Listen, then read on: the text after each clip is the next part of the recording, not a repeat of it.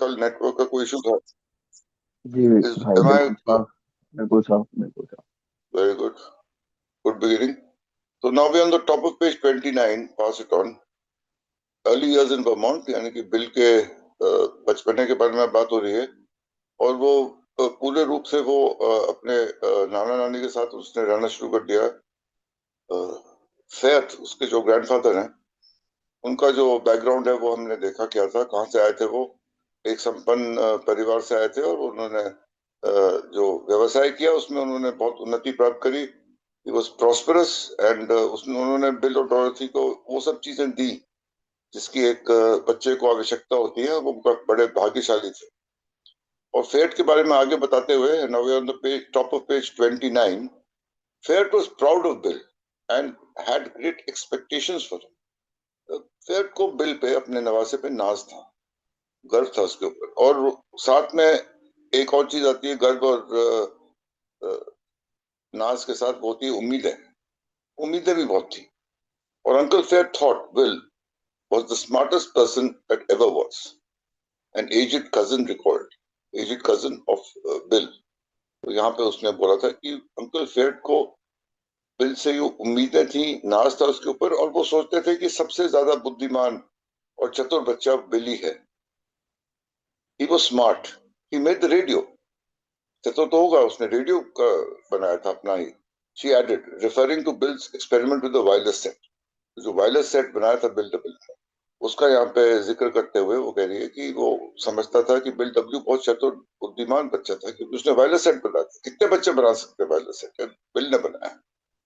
Since Fet read a great deal himself, और क्या fate की रीडिंग हैबिट के बारे में बात हुई। फेट जो था वो बहुत ज्यादा पढ़ता था, किताबें पढ़ता था। He probably help encourage bills early interest in reading. और बिल की भी किताबों पढ़ने में जो दिलचस्पी थी वो बढ़ी। तो बच्चा 10, 11, 12 साल का बच्चा जो अपने घर में आसपास माहौल देखेगा, वहां जो चल रहा है और वहां जो उसके बड़े बुजुर्ग कर रहे हैं, तो उसमें दिलचस्पी उसकी भी बढ़ती है।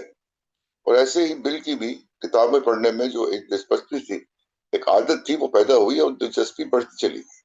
ही read travel books to Bill. फेयर जो था बिल को पढ़ के सुनाता था ट्रैवल बुक्स, यानी कि पर्यटन के बारे में जो किताबें होती थी, पर्यटक स्थलों के बारे में, वहां कहाँ से पहुंचना है, ट्रैवल बुक्स होती हैं, तो वो बिल को पढ़ता था। And spurred a strong interest in other kinds of reading. बाकी जो किताबें थी उसमें भी उसको दिलचस्पी बढ़ती चली गई। The Heidi books and the Elga books and all kinds of things that kids used to read in that time. Bill ये हाइडी बुक्स और एल्गा बुक्स, ये बच्चों की कहानियां इन किताबों में है। तो ये किताबें जो थी जो उस टाइम पे बच्चे आमतौर पे पढ़ते थे, तो बिल ने भी वो किताबें जो थी वो शुरू से लेकर अंत तक पूरी जो सीरीज थी वो पढ़ी। A neighbor, Ross Landon, installed a circulating library in her father's deserted cobbler shop. एक पड़ोसन थी रोज लैंडन उसका नाम था। तो रोज के पास एक उसके फादर की एक मोची की दुकान थी, लेकिन वो डिजर्टेड थी, यानी कि वो बंद हो गई होगी और जगह बची हुई थी। तो उसने वहां पे एक पुस्तकालय की स्थापना करी।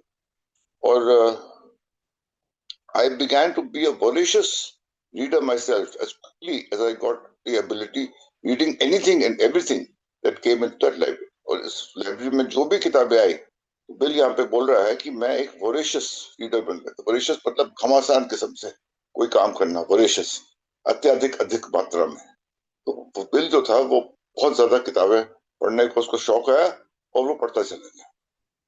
ये भी एक शराबी की एक चिन्ह होता है कि जो काम पे आमादा हो जाए तो उसमें मतलब बिना किसी संकोच के और सब कुछ छोड़ के उसमें ही वो अपने आप को मग्न कर लेता है। और बिल डब्ल्यू ने रीडिंग की हैबिट को बना के, और उसमें क्या कह रहे हैं, लाइब्रेरी में जो भी किताब आती थी बिल उसको जरूर पढ़ता था।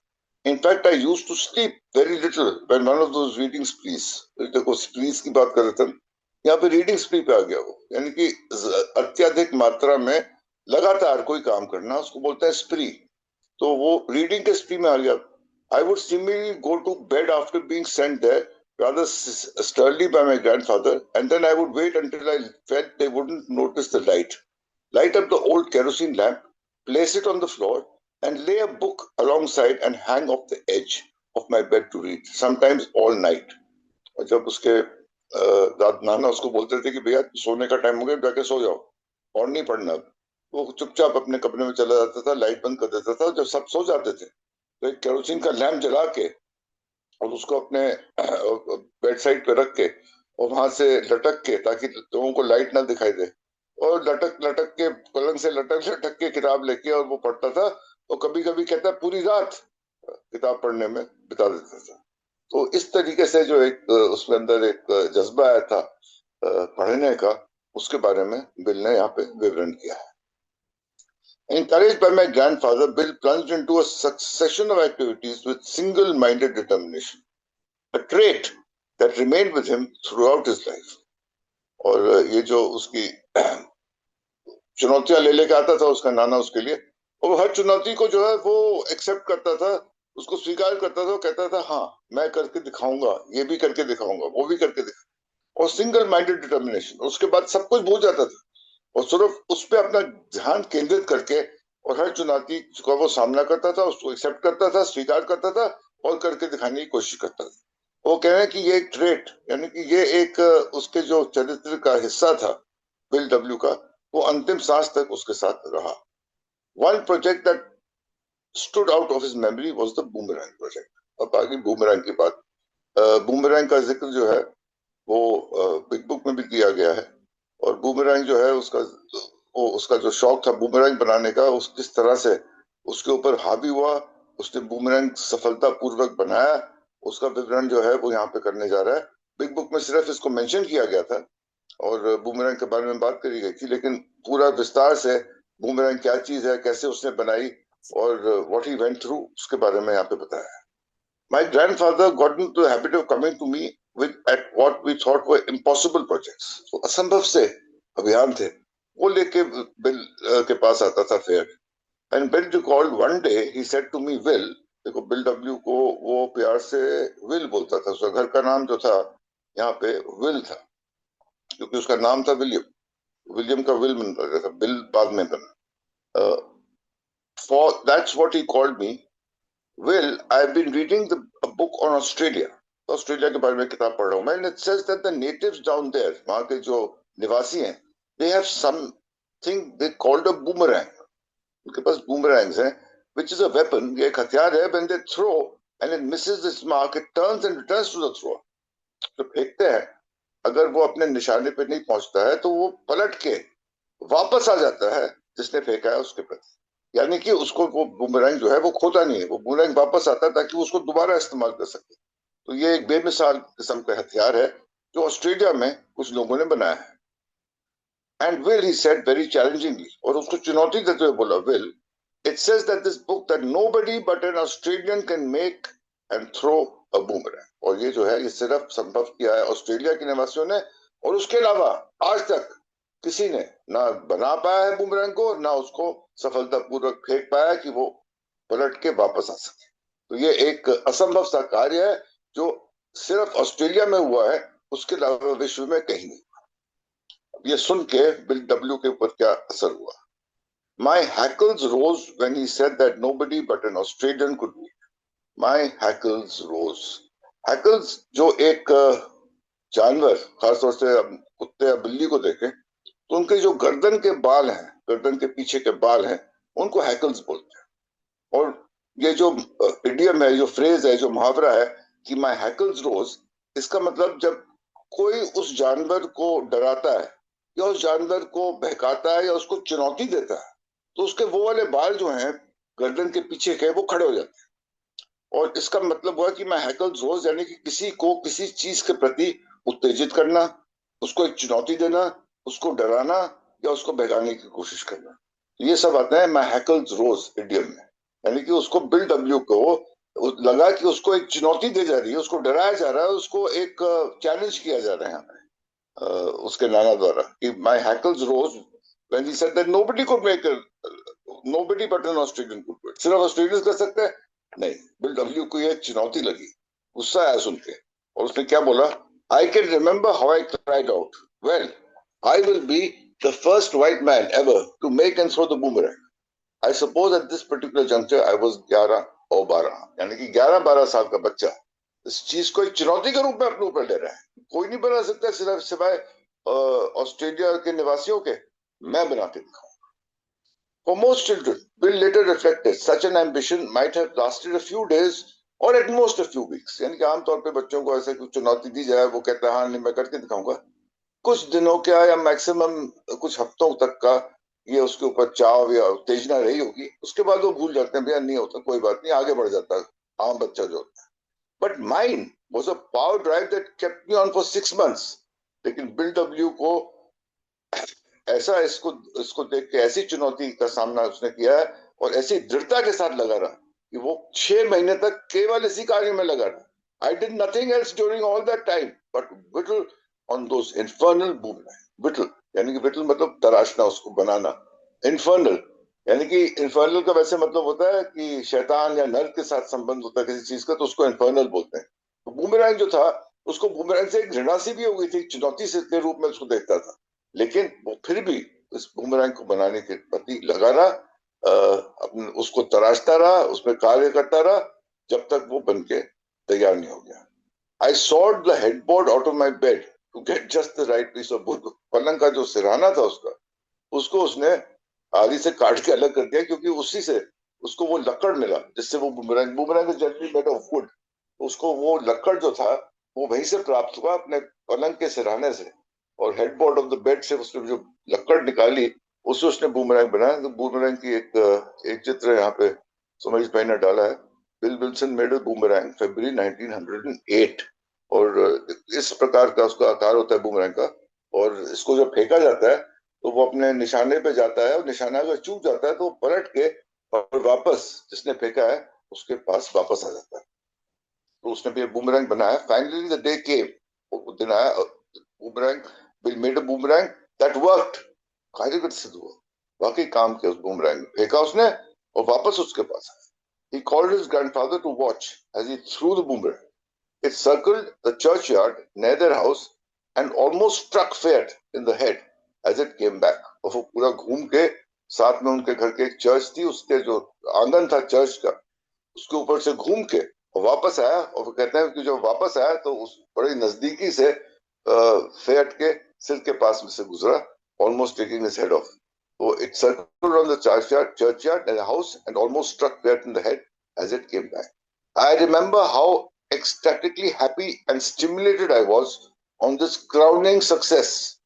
देखो, पढ़ने वाली और देखने वाली पूरे हादसे की पूरी घटना जो घटित हुई यहाँ पे, उसमें क्या निकल के आया, बिल्कुल ये अभी तक याद है। एक्सटैटिकली हैप्पी यानी कि बेहद खुशी का महसूस हुआ। Stimulated I was by this crowning success, उसको लगा कि पता नहीं उसने किस चीज पे फतेह प्राप्त कर ली हो। I had become a number one man, मैं पहला बंदा बना था जिसने बूमरैंग बना था। और यहाँ पे मेरे को बिल डब्ल्यू का वो सेंटेंस याद आता है जो उसने अपनी स्टोरी में लिखा था बिग बुक में, आई हैड अराइव्ड। यानी कि उसको वहां पे जो एक सफलता प्राप्त करना, ये जो सफलता जो है, ये जो किसी चीज को प्राप्त करने की जो एक अहंकार जो पैदा हो जाता है अंदर, वो लगता है कि हाँ मैं कुछ भी कर सकता हूँ, मैं ही मैं हूँ। तो ये जो सेल्फ सेंटर्डनेस है, coupled with achieving something and thinking that I am doing everything, ये जो एक शराबी में प्रवृत्ति आती है, जिसके वजह से वो इस शराब के प्रति और भी अपना रुझान करता है, आकर्षित होता है उसके प्रति, और भी शराब में डूबता रहता है। तो ये जो आई हैड अराइव्ड जो है बिग बुक में लिखा है, उसी का मैं दूसरी तरह से देख रहा हूँ। I had become a number one man. और ये जो सफलता का जो एक नशा चढ़ जाता है एक शराबी के ऊपर, जिसकी वजह से वो और शराब का सेवन करना शुरू कर देता है, सोचता है कि मैं शराब पी रहा हूँ इसीलिए सब कुछ हो रहा है। तो ये जो सेल्फ सेंटर्डनेस है, और this is taking us away from our spirituality. तो ये जो I have become number one जो है, यहाँ पे पता चलता है कि कैसे बिल डब्ल्यू अपने आप को सबसे ऊपर समझता था, और किसी भी हाई पावर में या किसी भी स्पिरिचुअलिटी में विश्वास जो था वो मंदा पड़ जाता है अगर ये रवैया होता है इंसान का। तो मेरे ख्याल से I think will take a break over here and we'll start from the next paragraph on page 30 tomorrow, Monday morning. Success with the boomerang now set Bill to proving himself at number one in other activities. तो ये जो सफलता उसको मिली boomerang से, उसको लगा कि हर एक क्षेत्र में जीवन के, आगे जाकर देखें खेलकूद में, म्यूजिक में, बेसबॉल में, पढ़ाई में, हर एक कार्य में जो वो करने लगा, वो कहता मैं तो अव्वल दर्जे का ही हूँ और फर्स्ट ही आऊंगा हर चीज में। तो ये जो नशा था एक सफलता का, वो उसको जो प्राप्त हुआ, उसका आगे जाके उसके जीवन में कैसे, कहाँ, किस स्तर पे क्या असर हुआ, वो हम आगे पढ़ेंगे। स्टॉप ओवर है for today. Devashish, thank you and back. धन्यवाद अतुल जी। मैं राजेश जी को बुलाना चाहूंगा कि वो हमें और आगे अवगत करें। राजेश जी, आइए। जी। नमस्कार, धन्यवाद। मेरा नाम राजेश है, मैं एक शराबी हूँ। Thank you Devashish ji service के लिए, और थैंक यू अतुल जी। किस प्रकार से बेडब्ल्यू की बचपन में जो भरण पोषण और किस प्रकार से ग्रोन अप हो रहा है अभी, और कैसे उसके अंदर ये जो चीजें आई, कौन कौन से पीछे के कारण है, वो आज उन्होंने बताया। अब कल बताया था कि उनके मतलब ठीक है, भी बेचारे का कोई बाकी तो था नहीं। अपना बेटा वो टीबी से मर गया था, और फिर ये बेटी के बेटे के साथ वो इतना अटैच्ड हो गए। और फिर वो एक इंसिडेंट भी इस प्रकार का हो गया कि बिल के माता पिता में वो विघटन हो गया, वो अलग अलग चले गए, तलाक हो गया। अब नाना के पास आ गया और अब वहां पर उड़ा, और नाना को लग रहा भाई साहब इससे बुद्धिमान आदमी नहीं है कोई। मतलब इतना ज्यादा और बिल साबित भी कर रहे हैं भाई। दूसरी चीजें, एक तो होता है ना कि बच्चे पे वैसे ही है भाई, एक्स्ट्रा ऑर्डिनरी चाइल्ड था। बचपन से ही हम देख रहे हैं कि वो चाहे वो सेंटेंस सीखने का हो, चाहे वो इमली ने बात करी हो कि भाई वो सेंटेंस सीखने का हो, किताबों से वो किस प्रकार से वो ब्रिज के ऊपर से गया तो एकदम पहचान लिया। वो बचपन से ही उस प्रकार का बच्चा था, विलक्षण प्रतिभा, और उसी की वो बात कर रहा। लेकिन भाई किताबें, कई बार लगता है भाई ये इतनी किताबें हैं। और देखो, अपने शराबीपन के दौरान ही बेडब्ल्यू ने कुछ किताबें पढ़ी, जैसे common sense of drinking, R P की। हमारी बिग बुक में बहुत से सेंटेंस उस किताब के हैं, और जो फ्रेसेस खासकर इस्तेमाल करते हैं वो उसी उसी किताब के हैं। फिर विलियम जेम्स की वैरायटी ऑफ रिलीजियस एक्सपीरियंस, जब बेडब्ल्यू को लेटे लेटे वो हुआ। तो ये कोई साधारण प्रतिभा नहीं होती है जी। ये रीडिंग की प्रतिभा, ये कोई साधारण प्रतिभा नहीं होती, और ये आम होती ही नहीं है। ये कुछ लोगों का इंटरेस्ट होता है जो बुक रीडर होते हैं, कि कोई किताब, मतलब किताब पढ़ने में जिनकी बहुत ज्यादा रुचि होती है। बिल उनमें से एक थे। और ये वाला गुण उनमें विकसित जो करा, वो उनके नाना ने करा। कैसे करा भाई साहब? वो अलग अलग लाके, पहले तो वो बताया कि वो ट्रैवल की किताबें उस प्रकार से देते थे कि वो ट्रैवलिंग के बारे में जानकारी मिले। और दूसरा ये हाइडी बुक्स। अच्छा, हाइडी बुक भी बड़ा मतलब, देखो किताबें भी कैसे ढूंढ के लाता होगा। ये जोहाना स्पाइरली की लिखी हुई कई सीरीज है, और इसमें स्विस कहानियां होती थी। और इसमें सबसे मशहूर जो कहानी थी कि एक अनाथ बच्ची जो है वो स्विस अल्पास में अपने नाना के यहाँ रहने जाती है। और नाना बड़ा मतलब खड़ूस वो होता है। नाना मतलब एक छोटी अनाथ बच्ची अपने नाना के यहाँ, दादा के यहाँ चली जाती है रहने के लिए। अकेले होते हैं, छोटी बिटिया है, और उसके नाना या दादा है। और वहां पर, चलिए ये कहानी बता रहा हूँ, वो वहां पर रहने के लिए चली जाती है। और वो खड़ूस आदमी, वो मतलब बिल्कुल, अब शब्द ही नहीं आ रहे मेरे को, उस प्रकार का व्यक्तित्व की जी, बच्चों से भी प्यार नहीं, किसी से दुनिया में प्यार नहीं।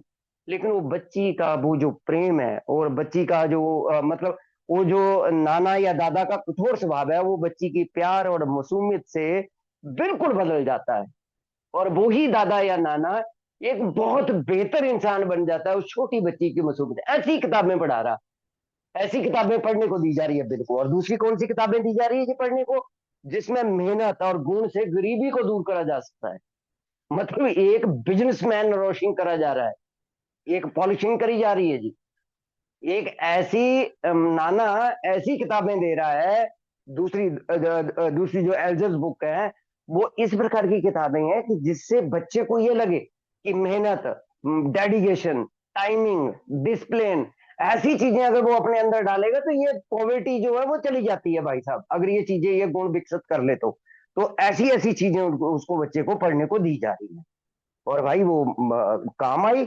अब उन्होंने अपने एक पड़ोसी की बात करा कि वो मोची की दुकान थी, और मोची की दुकान तो चल चुकी नहीं, लेकिन वो उसमें उसने किताबें रख ली। और उसके काम आई नहीं आई, बीडब्ल्यू को तो लग गया भाई सब चस्का। जो किताब आ रही पढ़ रहा, जो किताब आ रही पढ़ रहा, वो अति। और शराबी का वो थॉट, चाहे खाने की चीज हो, पीने की हो, खाने की हो, सोने की हो, नहाने की हो, मतलब वो भी जो भी उसको पसंद आ गई तो आएगी भाई साहब। वो फिर सिर के बल घुस गया जी उसी में। फिर किताबें किताबें किताबें किताबें। अब जैसे ही ये इन्होंने वो सब देखो स्प्री वर्ड का इस्तेमाल करा है, जो शराब के लिए इस्तेमाल करते हैं ना भाई, 2 4 5 10 दिन लगा लगा लगा लगा लगा 24 घंटे। और फुल नाइट की भी बात कर रहा है भाई।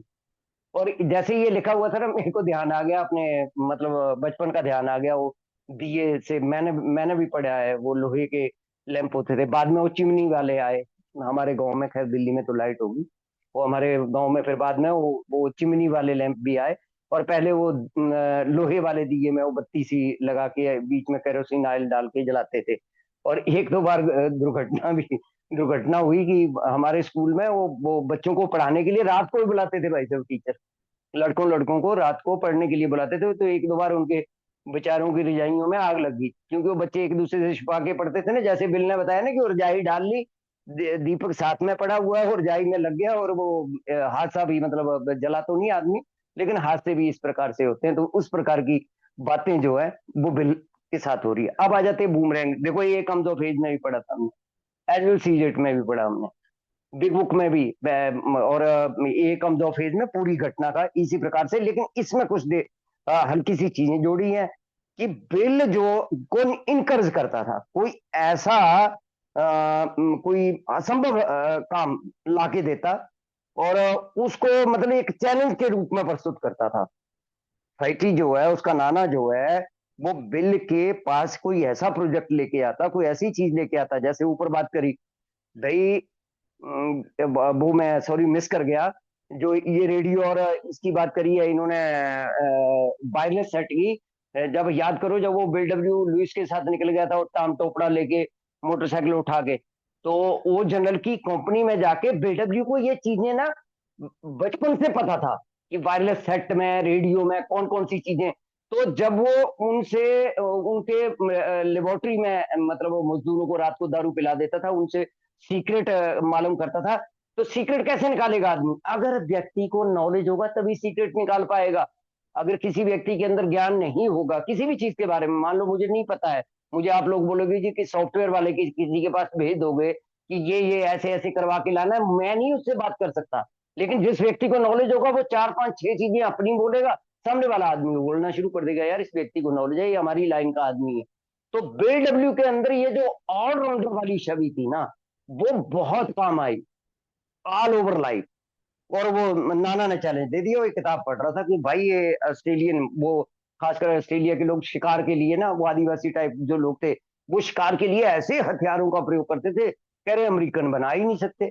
और शराबी को ये वाली बात, भाई एक शराबी के लिए बहुत बड़ी बात होती है, अरे तेरा भाई नहीं करेगा तो कौन करेगा?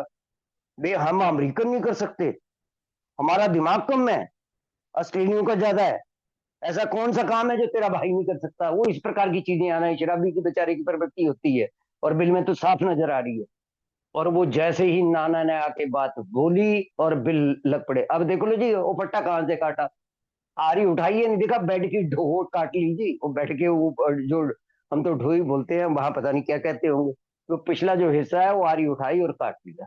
और भाई साहब बूमरैंग बना भी दिया और चला भी दिया, और सक्सेसफुली चलाया। इवन वो नाना का सिर भी बच गया, बालों को छूते हुए निकला वो। जब वो वापस आया ना, तो छूते, ये ऐसा है जो जैसे हमने उसमें देखा है महाभारत में, भगवान श्री कृष्ण ने चलाया था ना वो चक्कर, चला और वो उसके सर काटा, फिर वो वापस उनकी उंगली पे आ गया। ये इस प्रकार की चीजें हैं कुछ, इस प्रकार का एक हथियार है कि एक गया और अपना टारगेट को काटा, और फिर वो वापस या मिस भी करा तो भी जो आदमी चला रहा है उसके उसके पास आ जाता है। उस प्रकार का ये एक हथियार है। लेकिन भाई इतना छोटा बच्चा, उम्र 11 12 साल, और जिस बात में अड़ गए और काम करके दिखाया। अब देखो जी, अल्कोहलिक एनोनिमस बनने के पीछे क्या हो सकता है भाई साहब? अच्छा क्या ऐसा हो गया कि बीडब्ल्यू के बाद हुआ ही नहीं? 12+12+12 36 प्रिंसिपल के बाद रुक गया, संसार क्यों रुक गया? एक भी बात नहीं कर रहा हूँ ये, हम तो चलो जी बिल की इज्जत करते हैं, हम लोग तो बिल मतलब इमोशनली अटैच हैं, इसलिए उसमें कोई चेंजेस नहीं चाहते। दुनिया को क्या हो गया, 100 से ज्यादा इनोनमस हैं या संस्थाएं हैं जो व्यवहारों में परिवर्तित लाती हैं, उनको क्या हो गया, वो क्यों नहीं दूसरे कदम बना पाई, वो क्यों नहीं ट्रेडिशन बना पाई, वो क्यों नहीं कंसेप्ट बना पाए, वो क्यों नहीं ऐसी जनरल सर्विस कॉन्फ्रेंस या स्ट्रक्चर बना पाए। कोई देश इस प्रकार के स्ट्रक्चर के बारे में सोच क्यों नहीं पाया, लिबरल क्यों नहीं सोच पाए, कम्युनिस्ट क्यों नहीं सोच पाए, डेमोक्रेटिक क्यों नहीं सोच पाए, कोई ऐसा जो बीडब्ल्यू कर गया वो हुआ क्यों नहीं। मैंने अक्सर कई लोगों को, खासकर सुनील जी को दो चार बार बोलते हुए सुना, कोई मोटी किताब मिल के जाने के बाद आई क्यों नहीं भाई साहब, ये उसी की तो कहानियां हैं। अगर वो कंपाइल भी करी, चलो लैंग्वेज ऑफ हार्ट भी कंपाइल करी, तो ग्रेपवाइन से उसके आर्टिकल उठा के बंद कर दी। एज विल सीज इट करी तो बिल की जो मेन मेन चीजें थी वो उठा के उसमें वो कर दी। डेथ के बाद की जो बातें कर लेते हैं, जो भी किताब हम उठाते हैं भाई साहब बिल के ही द्वारा लिखित या बिल के ही द्वारा रचित क्यों है, ये चीज है। उस चीज की तैयारी हो रही है, एक युग परिवर्तन की तैयारी हो रही है। अगर डीपली जाके और जाके और जाके, जैसे मुझे इन्वेंटरी के लिए बोला जा रहा, तू भी जा तू भी जा तू भी जा, अगर मैं देखता हूं तो ये उस चीज की तैयारी हो रही है। किताबें इतनी कैसे लिखी गई, उसका उसके किताबों का इतना पढ़ने का शौक कैसे बना, उसकी जिद कैसे, वो आड़ा कैसे, कैसी कॉन्फ्रेंस बनाई, पढ़ा ना हमने एक ऑफ द फेज में लास्ट में, अड़ के किस प्रकार से उसने काम करवाया। और वो अड़ी जो है वो अल्कोहलिक का नाम है, इसको बचा के चलेगी नहीं तो खत्म हो जाता भाई साहब। अगर कोई सोचता है कि बिना स्ट्रक्चर के अब तक हम हमारा जो सिर फिरे लोग, हमारे जैसे मेरे जैसे जो सिर फिरे लोग इकट्ठे हो गए यूनिटी में रहना, अरे भैया ना ना ना ना ना, हमें तो हर बंदा नेता है, शराबी के अंदर हर कैसे एक दूसरे की बात मान लेंगे। तो ये जो प्रिंसिपल बनाकर हमारे हाथ में देकर चला गया ना, इतना भी आभार व्यक्त करें भाई साहब कम है। वो जिद, वो वो मतलब अड़ियलपना, वो अड़ जाना, वो काम करके दिखाना, नंबर वन। अब आता हूं जी मैं मेन सेंटेंस पे, कि बिल डब्ल्यू के अंदर वो जो बचपन से डल गया था ना, कि I had become a number one man, कि भाई और ये शराबी के अंदर का सबसे बड़ा, इससे आगे इससे आगे इससे आगे इससे आगे, ये तो प्रिंसिपल बचा गए हम लोगों को, सच्चाई बता रहा हूं। अगर ये प्रिंसिपल नहीं होते तो हमारे जैसा, अगर हर आदमी के अंदर हाई एंड नंबर बिकम की अगर कीड़ा हो, या उस प्रकार की कीड़े इस प्रकार से जागृत हो गए, जैसे बूमरैंग को उसने बना ही दिया तो बना ही दिया, तो उस पर स्ट्रक्चर बना दिया तो बना ही दिया, 12+12+12 36 बना दिए तो बना ही दिए। तो इस प्रकार की जो चीजें है ना, वो बिल जैसा ही व्यक्ति तब कर सकता था। और कितना भी आभार व्यक्त करूं भाई साहब कम है, जो बिल के बचपन में ये चीजें नजर आ रही है ना, ये सच में अल्कोहलिक एनोनिमस बनाने के पीछे सारी की सारी यही चीजें। धन्यवाद जी, थैंक यू। धन्यवाद राजेश जी।